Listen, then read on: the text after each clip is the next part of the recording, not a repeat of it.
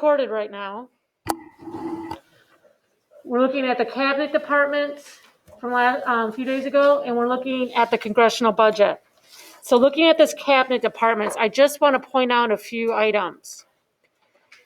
What is the purpose of the departments? Anybody?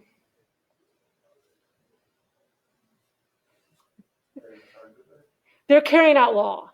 Okay. So a law is made by Congress. And then they're like, who's going to carry out this law? Right from the beginning, we had only 3 departments: State, Treasury, Defense. So I have the word beginning right here. 1789, George Washington. I'm calling them on this cabinet departments because all of the secretaries who are ahead, who are the leaders of these departments, are also in the president's cabinet. I will put up a video if you want to watch it.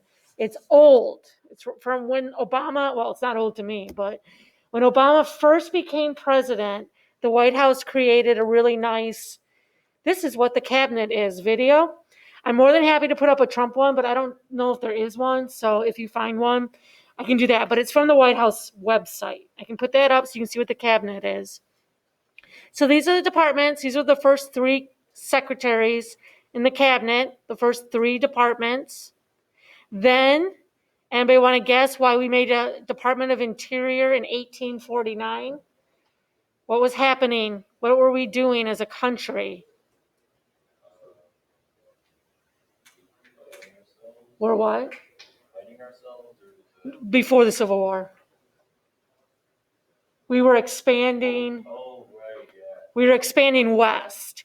So they were making laws about west, land out west, so they make the interior. Then we have ag and justice.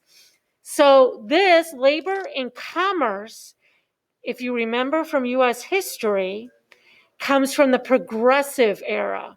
This is the time of the unions fighting. This is about the workers' rights, child labor. That whole time of progressive era, we have labor and commerce. So you make a law, you make laws about labor. Who's going to enforce them? We'll make a department. Make sense? Then I will call this the modern era. All of these have been created since the 1950s. This is when the government, the federal government, has truly expanded by making more laws, giving out more grants. And from the Congress test, you would know the implied powers, expanded federal government, starting a lot, not all, but a lot with the New Deal and Franklin Delano Roosevelt, FDR. And so this is 53. Remember, Roosevelt died in 45. Starting with Roosevelt and moving forward, we have a huge expansion of the federal government. So you're going to make a law about education, which never would have happened in the 1800s. The federal government didn't have laws about education in the 1800s. But they start making laws about education, so you got to create a department to enforce it.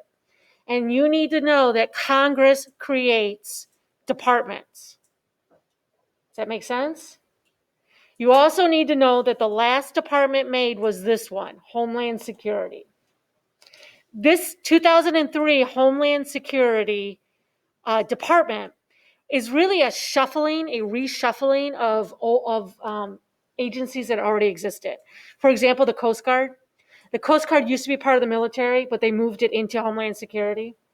FEMA, Federal Emergency Management. I'm not sure what it was under before, but they moved it into Homeland Security. Border Patrol. We had Border Patrol before 2003, but they moved it into Homeland Security. Go ahead. Was that because of 9/11? Exactly. Okay, not quite. People will tell you that. Congress was already looking at creating Homeland Security before 9/11, but when 9/11 happened, it sped it up because sometimes Congress doesn't operate as quickly as it should. So it was already in the works and it was already an idea, but 9/11 was the catalyst to get it done. How's that?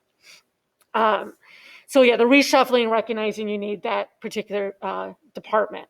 So again, these are all created by Congress, but who picks the leaders of these departments? President. Who confirms?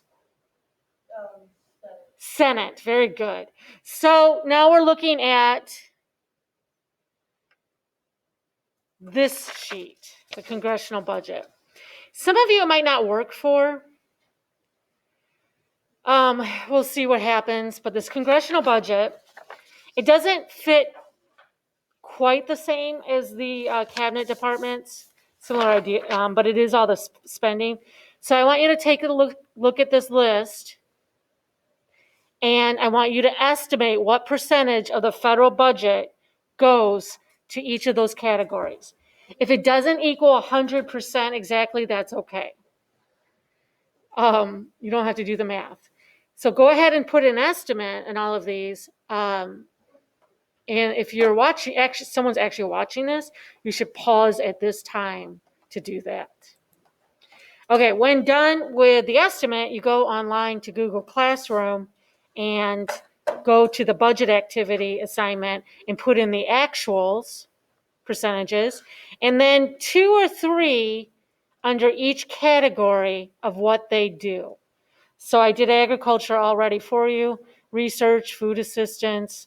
Food assistance is probably food stamps and food stamps or bridge card, as well as SNAP program. So put 2 or 3 items for each one. Don't write all of them out, and then answer the bottom question. Then move on to executive order, the executive orders assignment.